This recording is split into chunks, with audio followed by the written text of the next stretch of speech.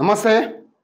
తెలంగాణ ప్రభుత్వం మహిళా సాధికారతపై దృష్టి సారించిన విషయం మనందరికీ తెలిసిందే. ఈ క్రమంలోనే వారి మేలు కోసం ప్రత్యేక సంక్షేమ అభివృద్ధి కార్యక్రమాలను అమలు చేస్తూ ఉంది తెలంగాణ ప్రభుత్వం. తాజాగా ఇందిరమ్మ చీరల పంపిణీకి శ్రీకారం చుట్టింది. దీనికి సంబంధించినటువంటి కొత్త మార్గదర్శకాలను అధికారులు జారీ చేయడం జరిగింది. ఈసారి పంపిణీ విధానాన్ని పూర్తిగా పారదర్శకంగా గ్రామాల వరకు చేరుకునేలా రూపొందించారు. సెర్ఫ్ ఆధ్వర్యంలో రూపొందించినటువంటి ఈ సూచనల ప్రకారం జిల్లా మండల స్థాయి కార్యక్రమాల అనంతరం మహిళా సంఘాల బృందాలు నేరుగా ఇంటింటికి వెళ్ళి చీరలను అందించనున్నారు. ప్రతి మండలాన్ని పర్యవేక్షించేందుకు సబ్ కలెక్టర్ లేదా ఆర్డీఓ స్థాయి బాధ్యులుగా సూచించడం జరిగింది.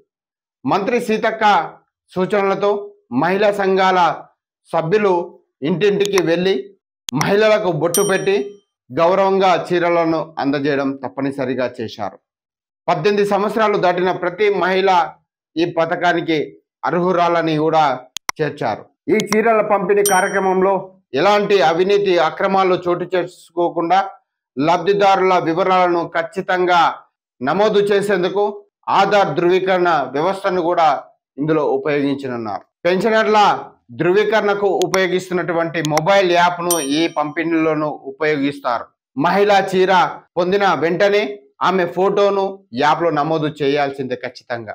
ఆ తర్వాత చీరను అందజేయాలి. సంఘానికి సభ్యురాలు కాని వారు చీర తీసుకోవాలనుకుంటే ముందుగా సభ్యత్వం నమోదు చేసి ఆ తర్వాత పంపిణీ చేస్తారు. ప్రతిరోజు పంపిణీ పురోగతిపై కలెక్టర్లు సెర్ఫ్కు రిపోర్టు అందించాల్సి ఉంటుంది. ఇకపోతే 18 ఏళ్ళే నిండిన వారికేనా, మరి 15-18 ఏళ్ళ యువతి యువకులకు ఏమి ఇవ్వరా తెలంగాణ ప్రభుత్వం అంటే వీళ్ళకి కూడా